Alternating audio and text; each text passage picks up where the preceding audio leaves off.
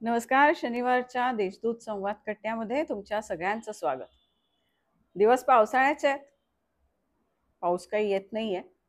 अगदी आभाळ भरून आलंय, मेघ दाटून आल्यात, पण नाशिकला मात्र पाऊस हा हुलकावणी देतोय. या पावसाची आपण चातकाप्रमाणे वाट बघतोय. आजूबाजूला थोडासा पाऊस पडतो देखील आहे. हिरवगार झाले पण आहेत आपले डोंगर, पण तरी सुद्धा शहरात म्हणावा तसा पाऊस अजिबातच नाही. पण पाऊस म्हटला की काही काही गोष्टी अगदी आवर्जून आठवतात. मग चहा आठवतो, भजी आठवतात, हिरवागार निसर्ग आठवतो, आपल्याला त्र्यंबक आठवतं, त्याचे झरे आठवतात. आणि तसंच आपल्याला आपलं काव्य, आपल्या रचना, पावसाची गाणी, कविता आणि अर्थातच जेव्हा आपण कविता म्हणतो तेव्हा आपल्याला आठवतो तो कालिदासाचा मेघदूत. आत्ताच नुकता आषाढ सुरू झाला आणि आषाढस्य प्रथमच दिवसे याप्रमाणे आपण कालिदास दिन साजरा केला. कालिदासानी मेघदूत लिहिलं आणि एक वेगळ्याच प्रकारचं काव्य आपल्या समोर आलं. हे काव्य काय आहे? या पावसाचं वर्णन हा कालिदास कसा करतोय? काय सांगू पाहतोय? प्रेम म्हणजे काय? निसर्ग म्हणजे काय? आणि कालिदासाबद्दल एकंदरीतच असलेली उत्सुकता, या सगळ्या विषयी आपण या पावसाळ्यात, पाऊस नसला तरीही आपण गप्पा मारणार आहोत. आणि त्या गप्पा मारण्यासाठी आहेत आपल्याबरोबर विनय जोशी. विनय, नमस्कार आणि नमस्कार. स्वागत आहे तुमचं. आपण विनयजींना आधी कट्ट्यावर भेटलेलो. अतिशय अभ्यासू असं हे व्यक्तिमत्व, लेखक, असं म्हणूयात खगोल अभ्यासक, अभिवाचन ज्यांचं खूप चांगलं आहे. मेघदूतावर त्यांनी अभिवाचन केलेलं आहे आणि खूप वेगवेगळ्या विषयात ज्यांची रुची आहे. नुकतंच त्यांनी आणि त्यांच्या सहकार्यांनी इरा ही संस्था स्थापन केली आणि त्याच्यातर्फे ते हेरिटेज म्हणजेच वारसा या विषयामध्ये काम करतात. अगदी नुकताच म्हणजे मागच्याच आठवड्यात त्यांनी एक मेघदूत नेचर वॉक घेतला आणि त्याच्यावरनच आजच्या या कट्ट्याची सुचलेली ही कल्पना. तर विनयजी, जसं मी म्हटलं की खूप वेगळा विचार होता मेघदूत वॉक. तर थोडंसं आधी सांगा की तुम्ही एक इंडोलॉजिस्ट म्हणून काम करत असताना या विषयामध्ये काही करावंसं असं का वाटलं? खरं तर ही कालिदासाची प्रतिभेचाच एक आपण काय म्हणू शकतो, प्रभाव म्हणू शकतो, की फक्त त्यांनी संस्कृत साहित्यातला एक कवी म्हणून आपण त्याच्याकडे बघतो, पण त्याचबरोबर तो एक निसर्ग कवी आहे. त्याच्या साहित्यामध्ये आपल्याला इतर अनेक साहित्य विषयांचे उल्लेख आढळतात. म्हणजे खगोलशास्त्राची एक आवड असल्यामुळे कालिदासाच्या साहित्यातील खगोलीय संदर्भ असं पण एक व्याख्यान मागे मी घेतलं होतं.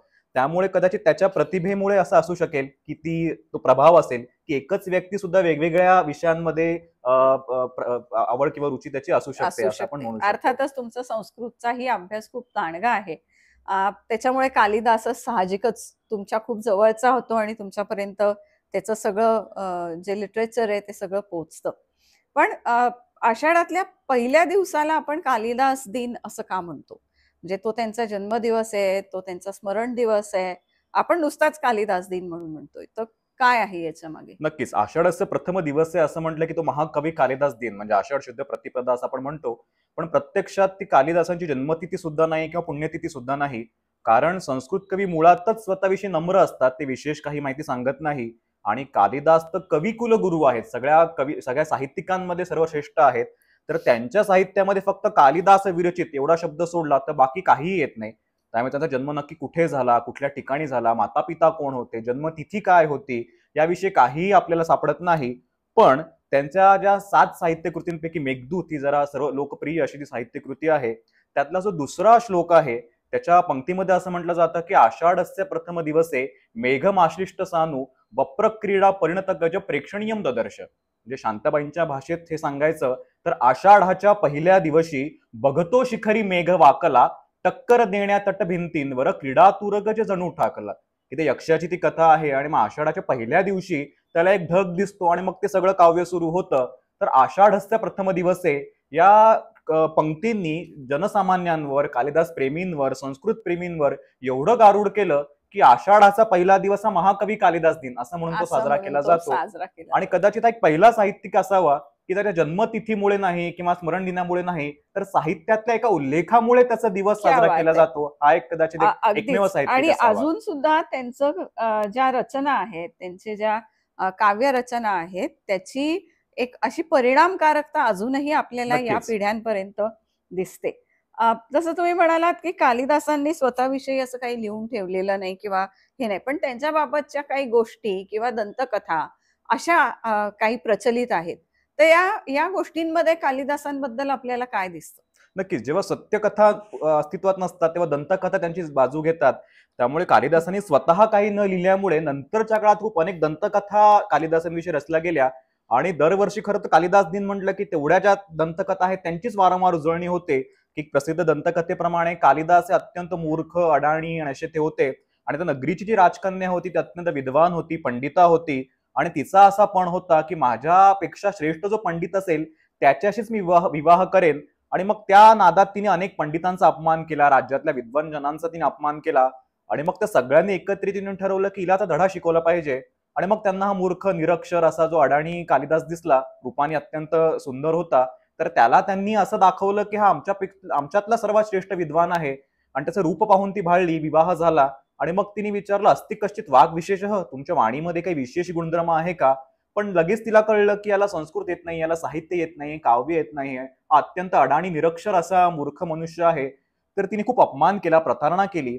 त्यामुळे प्रतारित होऊन कालिदास जंगलात गेले, तिने काली मातेची उपासना केली, कसं म्हणून विद्वत्तेचं वरदान मिळवलं आणि परत आले. आणि मग तो जो प्रश्न होता अस्ति कश्चित वाघ विशेष, तर अस्थिवर्ण सुरू होणार अस्ति हिमादि नगाधिराज हिमालय हे कुमार संभव, कश्चित कांता विरह गुरुणा स्वाधिकारात प्रमत्त अशी सुरुवात होणार मेघदूत आणि वाघार्थ वाघ संपृक्त अशी सुरुवात होणार रघुवंश, अशी 3 काव्य धडधड धडधड त्यांनी म्हणून दाखवले.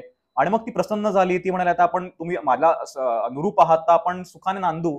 तर ते म्हणे नाही, आता तू माझी गुरु झालीस, त्यामुळे आता मी तुझा स्वीकार करणार नाही. मग तिने शाप दिला वगैरे वगैरे. सगळ्या दंतकथांमधनं कालिदास हे एक असे आधी अडाणी आणि मूर्ख होते आणि मग एकदम विद्वान झाले, किंवा त्यांच्या साहित्यात शृंगार हा वारंवार येत असल्यामुळे ते शृंगारिक आहेत आणि उथळ आहेत अशा दंतकथा आढळतात. पण प्रत्यक्षात त्यांचं साहित्य जर आपण पाहिलं तर दंतकथांचं मूल्य शून्य आढळतं. आणि मग आपल्याला त्यांच्या साहित्यातनं त्यांचा जन्मकाळ, त्यांचं जन्म ठिकाण, त्यांचं चरित्र याविषयी अनुमान आपल्याला करता येतात. आणि मग त्यावरनं आपल्याला असं कळतं की कालिदासांचं एक नाटक जे आहे मालविकाग्निमित्र, त्यातला अग्निमित्र हा एक ऐतिहासिक एक व्यक्ती आहे. पुष्यमित्र शृंग याचा तो मुलगा होता इसवी सन पूर्व 2ऱ्या शतकामध्ये. त्यामुळे ज्या अर्थी याचा उल्लेख आहे त्या अर्थी कालिदास हे इसवी सन पूर्व 2ऱ्या शतकाच्या नंतर असले पाहिजे. आणि बाणभट्टाने 6व्या शतकातल्या बाणभट्ट साहित्यकाराने कालिदासांचा उल्लेख केलाय, त्यामुळे 6व्या शतकाच्या आधी असले पाहिजे. मग या कालावधीमध्ये पण अनेक मतमतांतर आहेत प्रत्येकाची. तर वावी मिराशी यांनी संशोधन करून असं मत व्यक्त केलंय की इसवी सनाच्या 4थ्या शतकाच्या उत्तरार्धामध्ये जेव्हा भारतामध्ये गुप्त राजवट चालू होती, तर चंद्रगुप्त दुसरा याने विक्रमादित्य पदवी धारण केली होती. त्याची राजधानी उज्जैनी होती आणि त्याच्या काळामध्ये संस्कृत साहित्य या सगळ्याच गोष्टीला खूप अत्यंत सुवर्ण काळ असा चालला होता. त्याच्या पदरी ते असावे, त्यामुळे हा त्यांचा काळ ठरतो. त्यांची जन्मस्थान हे उज्जैनी असावं हे असं आपल्याला कळतं, कारण उज्जैनीचं वर्णन वारंवार त्यांच्या साहित्यामध्ये येतं. किंबहुना कालिदास हे नावावरनं असं लोक म्हणतात की काली मातेचे भक्त असावे, पण प्रत्यक्ष त्यांचे साहित्य पाहिलं तर काली मातेचा कुठेही उल्लेख येत नाही. किंबहुना आराधनाच करायची सरस्वतीची करावी पाहिजे ना विद्येसाठी, तर तसं होत नाही. त्यामुळे कालीनः दास, कालांचे काल महाकाळाचे दास असावेत असं नावाची व्युत्पत्ती आपल्याला सापडू शकते. आणि ते दिसतं म्हणजे काल असा म्हणजे महाकाळ शंकराचे ते भक्त आहेत. आणि त्यांच्या साहित्यात ते वारंवार दिसतं की शिवस्तुतीने त्यांच्या बऱ्याचशा साहित्य कृतींची किंवा नाट्यांची नांदी लिहिली गेलेली आहे. आणि त्याचबरोबर मेघदूतामध्ये पण खरं तर ते प्रेम काव्य, पण त्यात पण उज्जैनीच्या निमित्ताने, कैलासाच्या निमित्ताने कुठेतरी शिवशंकर डोकावून जातात. तर त्यांची शिवभक्ती सुद्धा आपल्याला त्यांच्या साहित्यातनं आपल्याला दिसते. म्हणजे हे अनुमान काढणं सुद्धा याला खूप दांडगा अभ्यास लागतोय की कालिदासांनी स्वतःबाबत कुठेही लिहून न ठेवता अभ्यासकांनी त्याच्यावर इतके खोल जाऊन त्याचं सगळं विश्लेषण करावं. मग अशा विश्लेषणातनं कालिदासाचं व्यक्तिमत्व काय आहे असं आपल्याला काही दिसतं का? कारण की त्याबाबतही कुठे काही आढळत नाही. नक्कीच. आणि दंतकथांनी कालिदासाच्या व्यक्तिमत्वाभोवती शृंगार काव्य लिहिल्यामुळे एक शृंगारिक कवी किंवा असं उथळ काहीतरी, किंवा अनेक दंतकथांनी असं सांगितलं की ते गणिकांच्या सहवासात राहायचे किंवा त्यांची मृत्यू सुद्धा एका गणिकेमुळेच झाला, अशा स्वरूपाचे वर्णन आढळतात. पण त्यांचं साहित्य पाहिल्यावर आपल्याला कळतं की हे सुद्धा सगळे धादांत खोटं आहे. कारण त्यांच्या साहित्यामध्ये वारंवार गुरुकुल पद्धत, आश्रम यांचं अगदी सविस्तर वर्णन आहे. जे रघुवंशामध्ये जेव्हा दिलीप राजा आश्रमात वगैरे जातो तर आश्रम व्यवस्था, गुरुकुल हे इतकं बारकाईने टिपलंय की ज्या व्यक्तीचं स्वतःचं शिक्षण गुरुकुलात झालं असेल तीच व्यक्ती सगळं लिहू शकते. त्यामुळे कालिदासांचं बालपण अत्यंत एका विद्वत घराण्यामध्ये गेलं असावं, गुरुकुलात त्यांचं शिक्षण झालं असावं आणि मग तिथे त्यांनी 4ही वेद, पुराण, उपनिषद, वेदांग या सगळ्याचा अभ्यास केला असावा. कारण त्यांच्या साहित्यामध्ये वेदमंत्र कुठे कुठे येतात, किंवा वेगवेगळे दर्शनशास्त्र जी आहेत, मग बर सांख्यांचं प्रकृती पुरुष तत्वज्ञान असेल किंवा योग तत्वज्ञान असेल, हे कुठे ना कुठेतरी डोकावतं. तर हे आपल्याला तिथे दिसतं. त्यामुळे त्यांनी दर्शनशास्त्रांचा अभ्यास केला असं आपल्याला दिसतं. आयुर्वेदाचा त्यांचा अभ्यास होता असं आपल्याला दिसतं. कारण त्यांनी एक उपमा तिथे देतात, जसं मेघदूतातलंच एक उदाहरण आहे की विंध्य पर्वतावर तू रित्ता झालास की पुढे तू नर्मदेचं पाणी पी, आणि ते पाणी जांभूळ पडल्यामुळे तसं झालेलं आहे. तर वरवर पाहता ही फक्त एक काहीतरी उपमा दिसते, पण आयुर्वेदाप्रमाणे जेव्हा तुम्ही वमन करतात, जेव्हा तुम्ही वमन काढून काढतात, तेव्हा कशाय चवीचं पेय किंवा लेह्य घेतलं पाहिजे असा आयुर्वेदिक विचार आहे. तर जांभूळ ते चवीचं आहे. तर इतपत बारकाईने तो विचार त्यांनी केलेला आढळतो. खगोलशास्त्रीय उल्लेख आढळतात. बर तर यावरनं कालिदास दररोज आकाश निरीक्षण करत असले पाहिजे असं आपल्याला दिसतं.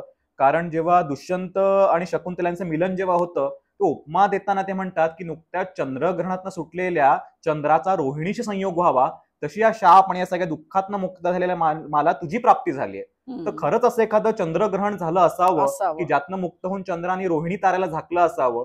तर असं आपल्याला दिसतंय. किंवा धूमकेतूचा ते उल्लेख करतात की तारकासुर म्हणजे धूमकेतू आहे, किंवा एखादी राणी ही मंगळ ग्रहाप्रमाणे वक्री होऊन येते. तर हम्म, ग्रहांच्या वक्री गती असतील, ताऱ्यांचे पिधानं असतील, ग्रहणं असतील, किंवा सीतेवर जो काही डाग लागलाय तो म्हणजे ग्रहणात पृथ्वीच्या छायेमुळे चंद्र झाकला जातो तसा तो डाग आहे. तर म्हणजे ग्रहण हे सावल्यांमुळे होतं. हे हे वैज्ञानिक सगळं सत्य त्यांना माहितीये. माहिती. त्यामुळे एवढ्या सगळ्या शास्त्रांचा अभ्यास त्यांनी केलेला आहे असं आपल्याला दिसतं. म्हणजे अतिशय विद्वत्त विद्वत आहे. असं आणि व्यक्तिमत्व. त्याचबरोबर ते जरी शृंगार काव्य प्रधान लिहित असले तरी ते अत्यंत कुटुंबवत्सल व्यक्ती असावेत. कारण शाकुंतलमध्येच वारंवार आपल्याला उल्लेख असा दिसतो की जेव्हा दुष्यंत राजाला स्वतःचा मुलगा दिसतो तेव्हा ते जे वर्णन आहे ते एक पिताच फक्त लिहू येऊ शकतो. शकतो. किंवा दुष्यंताच्या तोंडून कालिदास म्हणतात की मुलांनी म्हणजे खेळणाऱ्या मुलांना कडेवर घेतल्यामुळे ज्यांचे वस्त्र मलिन होतात ते खरे भाग्यवान. हम्म, ज्यांच्या नशिबात हे भाग्य नाही, मुलं वगैरे नाही, ते थोडे दुर्भाग्य म्हटले पाहिजे. किंवा कण्व ऋषी जेव्हा शकुंतलेची पाठवणी करतात तेव्हा ते जे वर्णन आहे ते एखाद्या मुलीचा पिताच ते लिहू शकतो. त्यामुळे नक्कीच हे काव्य कालिदासांनी, त्यांना एक मुलगी असावी, तिची असावं. पाठवणी नंतर ती जी भावना आहे त्यानंतरच ते लिहू येऊ शकतात. शकले हे असते. कुटुंबवत्सल व्यक्ती, ज्यांना कुटुंब प्रियता आहे, मुलांची आवड आहे, निसर्गाची आवड आहे, अनेक शास्त्रांचा त्यांचा अभ्यास आहे, आणि सगळ्यात महत्वाचं म्हणजे त्याला एक आध्यात्मिक आधार आहे. आधार आहे. त्यांच्या साहित्यात कायम आपल्याला एक असा आध्यात्मिक काय फ्लो म्हणू शकतो, एक दिसतो. फ्लो दिसतो, एक पाठबळ आपल्याला दिसतं. शिवाचे ते भक्त आहेत. निसर्गाचा सुद्धा त्यांचा अभ्यास निसर्गाचा असतो. अभ्यास आहे. म्हणजे त्यांच्या हम्म. साहित्यात वारंवार निसर्ग डोकावतो. म्हणजे मेघदूत आणि ऋतुसंहार हे निसर्ग काव्य आहेतच, पण शाकुंतलमध्ये निसर्ग एक पात्र असावं इतपत ते आहे. हम्म. की जी शकुंतला आहे ती झाडांना पाणी घातल्याशिवाय जेवत नाही, जेवत नाही. किंवा तिची जेव्हा पाठवणी केली जाते तेव्हा सगळा निसर्ग म्लान झालाय आणि वगैरे असं वर्णन त्यांच्याशी ती आढळतं. बोलते. त्याच्याशी ती बोलते. तर निसर्ग हा स्वतःच त्यात एक पात्र आहे असं आपल्याला दिसतं. किंवा त्यांच्या नायिका या आणि त्यांना म्हणजे अ, त्या वेली कशा होऊ शकतात बरोबर किंवा आहे. त्या वेलींचं बिहेवियर कसं आहे हे पण आपल्याला त्यांच्या त्या लेखणीतून नक्कीच, थोडंसं दिसतं. नक्कीच. आणि प्रत्येक ऋतूंमध्ये काय काय बदल होतात झाडांमध्ये, पानांमध्ये, फुलांमध्ये, अगदी बारकाव्याने त्यांनी आपल्याला टिपलेले दिसतात त्याच्यामुळे. दिसतात तो अगदीच. निसर्गाची अत्यंत आवड असणारा असा एक कवी आहे असं आपण म्हणू शकतो. असं म्हणू शकतो. म्हणजे मानलं गेलंय त्याच्यापेक्षा अशा पद्धतीने जर का कालिदासांकडे बघितलं तर आपल्याला ते एक व्यक्तिमत्व अतिशय अ, असं म्हणूयात की अभ्यासू, जिज्ञासू आणि खोलवर जाऊन एखाद्या गोष्टीचा अभ्यास, अनुभव घेणारं असंच पुढे येतंय. आपण जेव्हा मेघदूताबद्दल बोलतोय आणि तुम्ही आता जो मेघदूत वॉक केलात, तर या मेघदूताची कथाच एक आहे की त्या यक्षाला 1 वर्षासाठी पाठवून दिलेलं आहे. तर काय आहे ही कथा आणि कुठून सुरू होतं हा मेघदूताचा प्रवास? नक्कीच. मेघदूताची कथा जर आपण पाहिली तर खरं ती वन लाईनर आहे. हं. म्हणजे एक ओळीच्या कथेचं एवढं मोठं काव्य झालेलं आपल्याला दिसतं की 111 श्लोकांचे मेघदूत आहेत. काही प्रतींमध्ये संख्या कमी जास्त आढळते. आणि याचे 2 भाग आहेत, पूर्वमेघ, उत्तरमेघ. पूर्वमेघामध्ये रामटेक ते अलकापर्यंतचा प्रवास, आणि उत्तरमेघामध्ये अलकेचं सगळं वर्णन आहे. तर एका शब्दात ती कथा सांगायची तर पहिल्या श्लोकातच जवळ ती कथा सांगून होते की कश्चित कांता विरह गुरुणा स्वाधिकारात प्रमत्तः शापेन स्तंगमित महिमा वर्षभोग्येण भर्तुः. की शांताबाईंच्याच भाषेत परत सांगायचं तर कुबेर सेवक यक्ष एक कुणी सेवे माझी अपुल्या चुकला, आणि मग प्रिया वियोगे अधिकच दुस्सह वर्षाचा त्या शाप मिळाला. की कोणीतरी एक यक्ष आहे आणि त्याचं त्याच्या पत्नीवर खूप अत्यंत निरातिशय प्रेम आहे. जी यक्षांची नगरी हिमालयाच्या पायथ्याशी अलका आहे, त्या स्वर्गीय नगरीत ते राहतात. आणि मग काहीतरी अपराध होतो आणि मग तो यक्षांचा अधिपती कुबेर त्याला शिक्षा देतो की पत्नीपासून तुझा विरह होईल. 1 वर्षाचा हा विरह त्याच्यामध्ये आहे. आणि या 1 वर्षातले 8 महिने आता संपलेले आहेत, शेवटचे 4 महिने आता उरलेले आहेत. आणि मग त्या शेवटच्या 4 महिन्यांमध्ये आता त्याला ते विरह काढणं आता कठीण होत आहे. आणि मग एक मेघ त्याला दिसतो. आषाढाचा पहिला दिवस आहे, तो आषाढाचे प्रथम दिवस आहे. मेघम आश्लिष्ट सानू. आणि मग त्या मेघाला पाहून त्याला असं वाटतं की ठीक आहे, मी कसं बसं जीवन जगतोय, पण माझी जी पत्नी आहे तिला काहीतरी ती निरोप पोहोचवला पाहिजे मला, की माझं हम्म. कुशल कळवलं पाहिजे. नाहीतर मग ती अत्यंत दुःखाने विरहा अग्नीमध्ये तिचं काही होऊ शकतं. आणि मग त्या मेघालाच तो दूत बनवतो आणि मग त्याला सांगतो की या मार्गावरून तू जा, तुला अशी ती अलका नगरी लागेल, तिथे असं असं वर्णन आहे, आणि मग तिला तो निरोप दे. निरोप दे. आता इथे मेघाला दूत केलंय, पण आपल्याकडे काव्यांमध्ये अनेक प्राण्यांना, पक्ष्यांना असं पण आपण दूत नक्कीच केलेलं नक्कीच. बघतो, की आपल्याकडे अगदी कबुतरापासून ते वेगवेगळ्या प्राणी पक्ष्यांपर्यंत, की जाऊन त्याला निरोप द्या रे, त्यांना एवढं सांगा रे, असं झालेलं बघतो. त्याच्यामुळे हे होत असावं हो नक्कीच. कदाचित, आणि याची असं प्रेरणाच मुळात रामायणापासून घेतली असावी, की जसं रामचंद्राने हनुमानाला दूत बनवून बनवून पाठवलंय आणि तो पाठवलंय. निरोप दिलाय. तर याचा उल्लेख सुद्धा आपल्याला मग या मेघदूतामध्ये बऱ्याच ठिकाणी रामांचे उल्लेख येतात, की पहिल्या श्लोकामध्ये आहे की रामटेक जो पर्वत आहे, तर जनकसुतेच्या स्नानायोगे पावन झाले जिथे जलाशय, की नुसतं रामटेक म्हटलं तरी चाललं असतं, पण सीतेने जिथे आंघोळ केल्यामुळे जलाशय पावन झाले. पावन तर वारंवार रामांचा उल्लेख येतो. तर हे एक दूत काव्य प्रमाण मानून याच्यावर ही मेघदूताची निर्मिती झाली असावी, असं बरंच अभ्यासकांना वाटतं. वाटतंय. तर या मेघदूतामध्ये जसं तुम्ही म्हटलं, की वन लाईनर आहे, एका ओळीत संपतं, की यक्षाला पाठवलेलं आहे शिक्षा म्हणून, आणि तो रामटेकमध्ये आहे, आणि रामटेकवरनं हा सगळा पुढचा मेघदूताचा प्रवास सुरू होतोय. त्या मेघाला तो माझं कुशल कळव आणि पत्नीचं त्याच्यावर किती प्रेम आहे हे सांग असं सांगतोय. तर मग या जे पूर्व मेघदूताचा भाग आहे, जे पहिलं काव्य आहे, पहिला भाग आहे त्याचा, त्याच्यात आपल्याला दिसतंय की हा सगळा मेघाचा तो प्रवास आहे, की तो मेघ कुठून कसा जातो, कुठे जातो, त्याला तिथल्या तिथल्या ठिकाणचं पृथ्वी, निसर्ग हा कसा दिसतो, आणि मग तो त्या अलकापुरीपर्यंत जातो. तर हे वर्णन कसं दिसतं आपल्याला? नक्कीच. म्हणजे वन लाईनर म्हणून पाहिलं तर खरं एक भौगोलिक प्रवास असायला हवा, की रामटेकवरनं तू 50 किलोमीटर असा जा, उजवीकडे वळ, तसं होळ. पण तसं न होता हे महाकाव्य एवढं सुंदर का झालंय? यात दोन गोष्टींमुळे. एक तर म्हणजे निसर्ग वर्णन, आणि दुसरं म्हणजे प्रेम या उत्कट भावनेचं त्याच्याशी असणारं नाटक.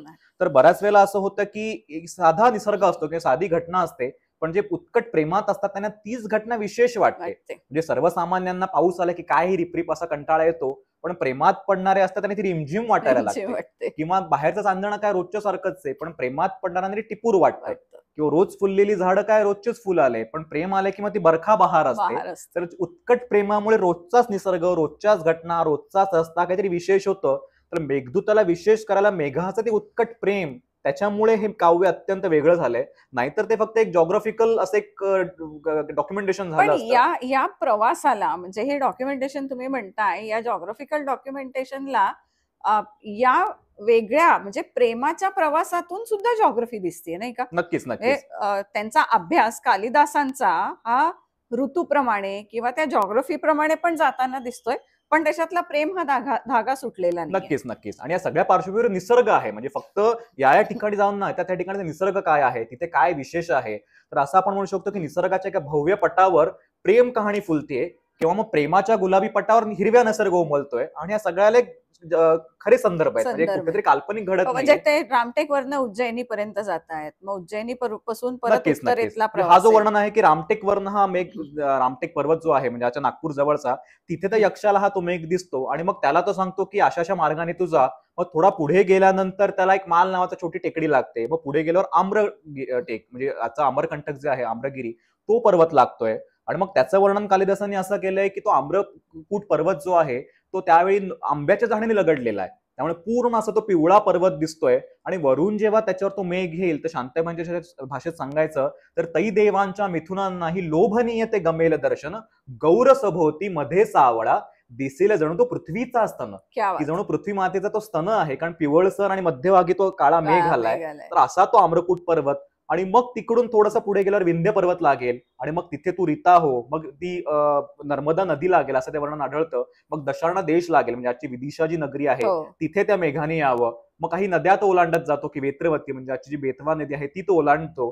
आणि मग खरं तर इथे रामटेक आणि इथे ते अलका आहेत असं जायला हवं. तरी कालिदास त्याला सांगतो की जरा वाकडी वाट तरी उत्तरेस तू जलदा जाई, की उत्तरेस जाता जाता थोडी वाकडी वाट होते, पण तू उज्जैनीकडे जा, पण उज्जैनीचे सौंद मनोहर सख्या विन्मुख तया न होई. की ती उज्जैनी नगरी इतकी सुंदर आहे, तिथले राजप्रसाद अत्यंत सुंदर आहेत, तर त्यांना तू विन्मुख झालास तर तुझं खूप काहीतरी मिस होणार आहे. त्यामुळे जरी माझं कार्य करायचंय, पटकन जा, सगळं जरी असलं तरी थोडी वाकडी वाट करून तू पश्चिमेला वळ, त्या उज्जैनी नगरीमध्ये जा आणि मग इथे आपल्याला कळतं इथे 121 श्लोकांच्या काव्यातले जवळजवळ 15-20 श्लोक कालिदासांनी उज्जैनीवर घालवलेत. बर खरं ती मार्गात नाहीये, पण त्यांची ती जन्मभूमी कर्मभूमी असल्यामुळे पण जर का आपण असं म्हणतोय मेघ आहे, पाऊस आहे आणि हा मार्ग आहे, तर कुठे तो मान्सून पण दिसतोय का नक्कीच आपल्याला? नक्कीच म्हणजे खरं तर हे भारतीय मान्सूनचं काव्य आहे की हा असं असू शकतं की कालिदासांनी प्रत्येक हे जे ठिकाण आपण सांगितलेले त्या प्रत्येक ठिकाणी पहिला पाऊस अनुभवलाय आणि मग या अनुभवातनं जे काही त्यांना ज्ञान मिळालंय किंवा जो आनंद मिळाला अनुभूती मिळाली त्याचं डॉक्युमेंटेशन त्यांनी मेघदूताच्या रूपाने केलंय की रामटेकवर पहिल्या पावसात काय होतंय, आम्रगिरीवर काय होतंय, काय होतंय? उज्जैनीला काय होतंय. आणि आपण जर भारतीय मान्सूनचा मॅप जर आपण काढला तर आपल्याला असंच दिसतं की एक नैऋत्य मान्सून वाऱ्यांची एक ब्रँच येते आणि एक बरोबर. पूर्वेकडनं एक येते आणि मग ते असं भारत व्यापत व्यापत जातात. मग थोडेसे ते असे पश्चिमेला जातात आणि मग असे सगळा तो भारत व्यापतात. तर हा जो मार्ग आपण पाहिला हा पण तसाच आहे. तर तसाच भारतीय आहे. मान्सून जसा भारत व्यापत व्यापत हिमालयापर्यंत जातो आणि हे एक विशेष आहे की हाच ढग हिमालयात जाणार हे त्यांना माहितीये हो की गंतव्यात ते वसती अलका की अलकेला तुला जायचंय तर हाच ढग हे सगळं व्यापत व्यापत तिथे जाणार आहे हे जाणार त्यांना आहे. माहितीये. तर कुठेतरी त्या ढगाला व्यक्तीची पण उपमा दिलेली आहे. नक्कीच नक्कीच तो ढग एक व्यक्ती पण आहे आणि मग त्याला आपल्या पत्नीचा मोह होऊ नये म्हणून ते मानसशास्त्रीय पण असं खेळतात की तुझी वहिनी तिथे वाट बघते हा. म्हणजे तू माझा भाऊ ती तुझी वहिनी ती असं एक वहिनी. नातं सुरुवातीला ते नातं लावून सुद्धा देतात लावून किंवा ज्या देतात. पद्धतीने ते मेघाला ते कन्व्हिन्स करतात तर त्यांचा एक सायकोलॉजीचा अभ्यास दिसतो हम्म. की त्याला त्या ढग जेव्हा तो येतो तेव्हा तो यक्ष त्याला कुड्याच्या फुलांनी अर्घ्य देतो बर आणि मग म्हणतो की संतप्तानम तमसी शरणम की जे तापलेले जीव आहेत मग तो उष्माने असतील किंवा प्रेमाने असतील त्यांना शांत सांत्वन करणं हे कर, तुझं हो. कर्तव्य आहे. आणि जाते वंशे भुवन विदिते पुष्करावर्तकानाम की जे आवर्तक आणि पुष्कर असे जे मोठे ढगांचे गट आहेत हो त्यांच्या कुळात तू जन्मलाय म्हणजे एखाद्या व्यक्तीचा तू मोठ्या कुळात जन्मलाय असं म्हणलं की एक हो. मोठेपणा येतो. इंद्राचा तू प्रधान सेवक इंद्रा हो. तुझ्याशिवाय इंद्राचं कामच हलत कामच नाही होत नाही. आणि रूप हवे ते कामरूप आहेत हवे ते रूप धारण करतोस असं त्याचा तो गोडवा गातो की एवढा मोठ्या कुळातला आहेस हो. असं आहे तर माझं एक छोटंसं काम तू करशील का. करशील. आणि मग स्वतःच तो म्हणतो की नाही केलं तरी चालेल की जे कनिष्ठ जनांनी स्वीकारण्यापेक्षा जे श्रेष्ठ जनांची हेटाळणी पण चालेल मला. चालेल. तर थोडक्यात सगळं असं तो सेट करून ठेवतो हो. आणि मग हे असं माझं तू काम कर कर. मग त्याला तो आमिष दाखवतो थोडं त्याला त्याच्या कुळाचा एक गौरव त्याला करतो मग तो मार्ग सगळा थांबतो आणि हे करताना कुठेही त्याला बोरिंग वाटू नये म्हणून तू प्रत्येक डोंगरावर थांबत जा किंवा मार्गात ती क्या बात आहे. उज्जैनी नगरी लागते तर त्याच्यापासून तू विन्मुख नको हो ते बरोबर तू आहे. बघ. आणि त्या मार्गामधल्या निसर्गाचं वर्णन पण मेघदूतात अतिशय नक्कीच नक्कीच सुंदर आहे. म्हणजे जसं ते प्रेम काव्य आहे तसं ते निसर्ग काव्य पण आहे. आणि मग जसं तुम्ही म्हणताय की त्या ढगाला बोरिंग व्हायला नको म्हणून अरे तू निसर्ग बघत बघत जा. तर या निसर्गाची उलगडणी या प्रवासात कशी होती? नक्कीच आणि हा निसर्ग वरून दिसतो म्हणजे विहंगम दृश्य आहे हो. म्हणजे कालिदासाची प्रतिभा इथे आहे एरियल व्ह्यू आहे. एरियल व्ह्यू आहे की आज आपल्याला वाटेल की अरे विमानात बघून हे सांगितलंय की काय इतपत तो एरियल व्ह्यू आहे क्या बात आहे. की जसं चर्मणवती नदी म्हणजे ती चंबळ नदी तिचं एक असं मोठं वळण लागतं ती अगदी हम्म. पांढरी खळखळाटात वाहते आणि त्याच्यावर जेव्हा तो निळा मेघ येऊन थांबेल तर हे वर्णन म्हणजे पृथ्वीने मोत्यांची माळ घातलीये आणि त्याला एक नीलमणी रूपी पदक आहे क्या बात असं आहे. ते वर्णन असावं किंवा जसं आपण आम्रकुटाचं पाहिलं हो. की तो पृथ्वीचा स्तन वाटेल तर एरियल व्ह्यू आहेत. तर जसं इंजिनिअरिंग ग्राफिक्स मध्ये असतं की तुम्हाला एक असा ठोकळा दिला जातो हो. समोरून कसा दिसतोय आणि मग तुम्ही इमॅजिनेशननी काढायचं असतं की टॉप व्ह्यू कसा आहे आणि साईड व्ह्यू कसा आहे. तर कालिदासाचं हेच विशेष आहे की ते बघत बघत तो जमिनीवरनं गेलाय पण वर्णन केलंय एरियल व्ह्यूने Aerial विहंगम view दृष्ट्याने हे वर्णन केलेलं आहे आणि प्रत्येक ठिकाणचा निसर्ग इतक्या बारकाईने त्यांनी टिपलेला आहे की जणू निचय नावाचा जो पर्वत आहे तिथे जेव्हा कालिदास जाईल तर ते कदंब वृक्ष फुललेत. हम्म. तर कदंब म्हणजे जणू काय की हा मित्र आला आहे तर जणू आपल्या अंगावर असे रोमांच उठतात तर त्या कदंबाचे काटे काटे काटे हो. म्हणजे त्याच्या अंगावरची रोमांच जणू आहेत की काय किंवा अजून एक कुठली नदी जी लागते तिचे ती जणू नेत्रकटाक्ष टाकते. बरोबर तर हे चंचल नेत्रकटाक्ष का आहेत तर तिच्यातनं शफरी मासे उलटे जात आहेत. आता बरोबर. कालिदासाने फक्त एवढं म्हटलं की शफरी माशांमुळे उलटे कटाक्ष प्रत्यक्षात असं होतंय की जे मासे असतात ते नद्यांमधून उलटे उलटे. जातात जेव्हा पहिला पाऊस पडतो तर नद्यांमधून उलटे जाऊन डोंगरावर जाऊन ते अंडी घालतात तर उलटे जातात म्हणून ते कटाक्ष दिसतात. तर एवढं बारकाईने त्यांनी वर्णन केलेलं आहे. किंवा अजून एका ठिकाणी वर्णन केलंय की रामटेक पर्वताला जेव्हा तू सोडशील तर तो उष्ण आसवे गाळेल. तो उष्ण आसवे म्हणजे काय तर खरंच आम्ही ते जेव्हा आता नेचर वॉकला गेलो होतो तर पहिला पाऊस पडल्यावर जे डोंगरांमध्ये खड्ड्यांमध्ये पाणी साठतं त्याचं तापमान तुलनेने जास्त असतं म्हणजे बाहेर कदाचित एखादा झरा वाहतोय किंवा हातात पावसाचं पाणी येतंय ते थंड असतं पण त्यातलं पाणी जमिनीतलं गरम असेल पाणी. उष्ण असावे असं त्यांनी वर्णन केलंय. किंवा तू जेव्हा जाशील तेव्हा चातक पक्षी तुला डावीकडनं साथ देईल. त्याचे चातक पक्षी मायग्रेटरी बर्ड्स आहेत आफ्रिकेतनं ते येतात आणि बरोबर जर मेघ उत्तरेकडे तोंड करून चाललाय तर ते त्याच्या डावीकडनंच त्याला साथ देणार.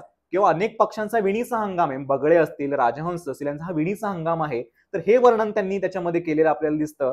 किंवा प्रत्येक ठिकाणी जे निसर्गातले बदल होत चाललेले आहेत की काही ठिकाणी वणवे लागलेत देवदार वृक्षांशी हिमालयाच्या पायथ्याशी, तर ते वणवे तू विझवत जाशील.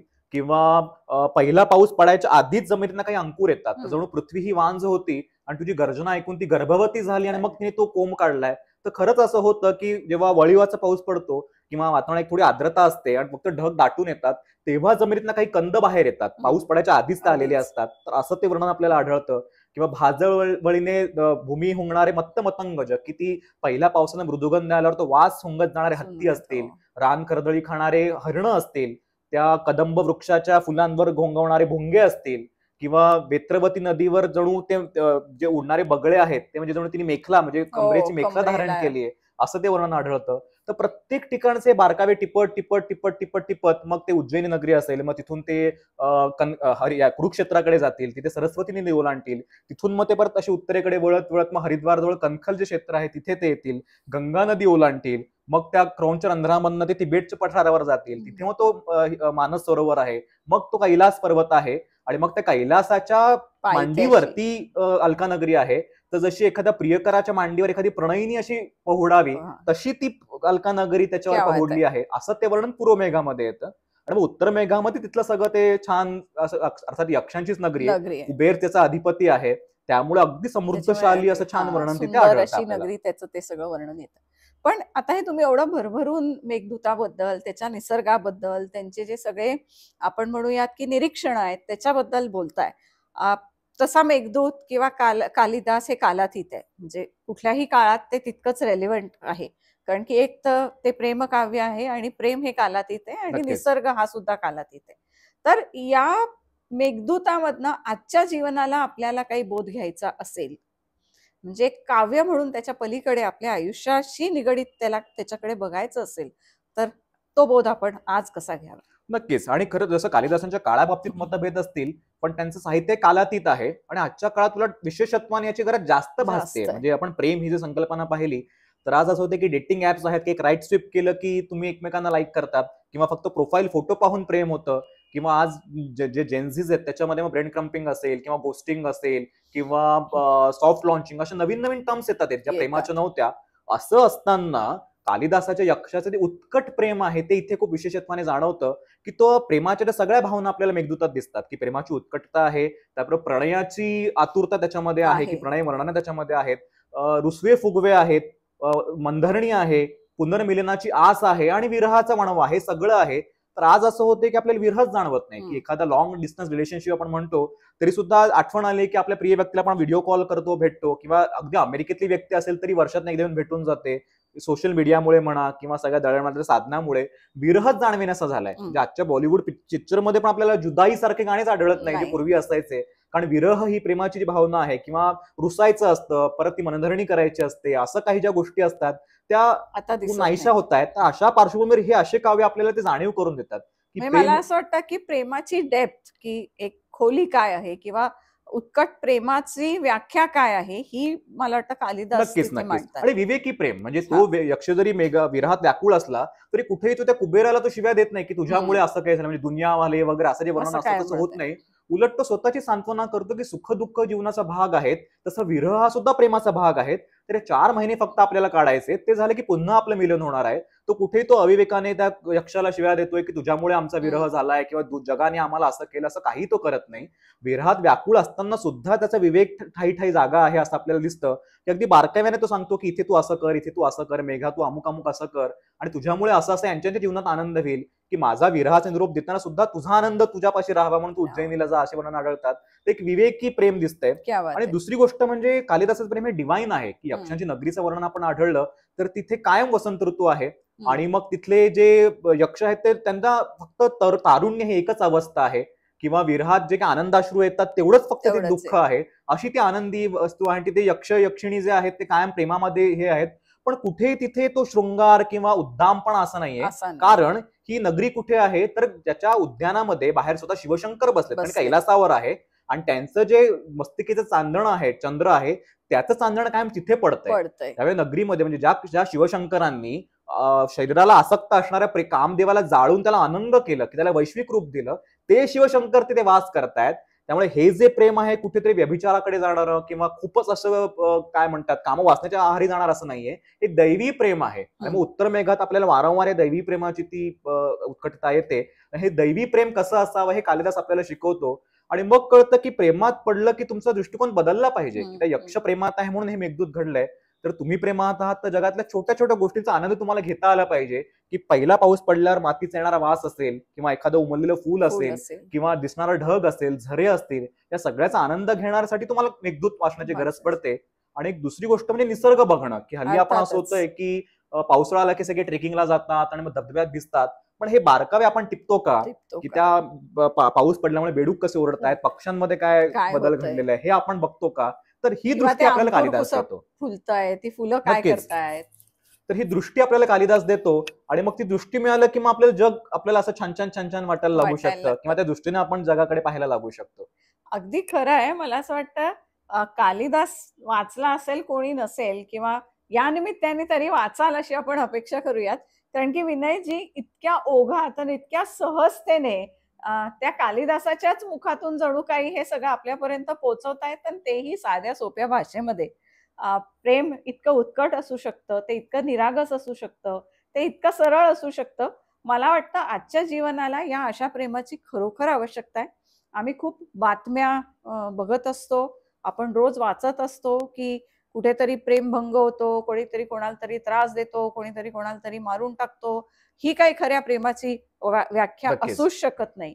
आणि त्यामुळे जर का आपल्याला आयुष्याकडे परत एकदा वळून बघायचं असेल, एक समाज म्हणून, एक त्या समाजातल्या व्यक्ती म्हणून, तर मला असं वाटतं कालिदासाच्या या ज्या रचना आहेत आपल्याकडे, जे काही श्लोकांमधनं मांडलंय, जे काही काव्यांमधनं मांडलंय आणि त्याच्यातनं आपलं जे आयुष्य समोर येतंय, मग त्याच्या भावना ज्या समोर येत आहेत, मग तो मेघदूतामधनं येणारा प्रेमरस असो किंवा निसर्ग असो, हे सगळं जे आपल्या समोर येतंय त्याच्याकडे आपल्याला अगदी डोळे उघडून बघण्याची गरज आहे, अगदी आवर्जून बघण्याची गरज आहे आणि मला वाटतं सजगतेने बघण्याची गरज आहे. कारण की हे जे कालातीत सगळं आपल्या समोर असलेलं काव्य आहे, हे आपल्याला निश्चितच आयुष्याला खूप काही चांगली दिशा देऊन जाणार आहे. आणि विनयजींसारखी लोक आहेतच की याचा अभ्यास करतायत, ते आपल्यापर्यंत सहज सोप्या भाषेत पोहोचवतायत. त्याच्यावरनं वेगवेगळे फॉर्म्समध्ये, जसं त्यांनी एक ट्रेक काढला आणि त्या ट्रेकमधनं मेघदूत समजावून सांगितला, असे प्रयोग पण ते खूप चांगले करतायत. तर मला असं वाटतं याचा निश्चितच सगळ्यांनी लाभ घ्यावा, हे बघावं आणि जास्तीत जास्त लोकांपर्यंत आजचा हा कट्टा पोचवावा असं आम्ही तुम्हाला सांगतो. कारण की याच्यातली जी एक सरळता आहे, याच्यातली एक जी साहजिकपणा आहे, की सहजपणा आहे, तर ते आयुष्यात परत येणं खूप गरजेचं आहे असं मला वाटतं. आणि त्याच्यासाठी म्हणून मेघदूताकडे बघणं आणि कालिदासांकडे बघणं खूप गरजेचं आहे. विनयजी, खूप खूप धन्यवाद. इतक्या सुंदरशा भाषेत तुम्ही हे सगळं पोचवलात, त्याबद्दल खरोखर धन्यवाद. धन्यवाद. आणि एक वन लाईननी शेवट करायचं, शेवटी प्रेम म्हणजे प्रेम असतं, यक्षाचं आणि आपलं सेम असतं. सेमच असतंय. खरंय.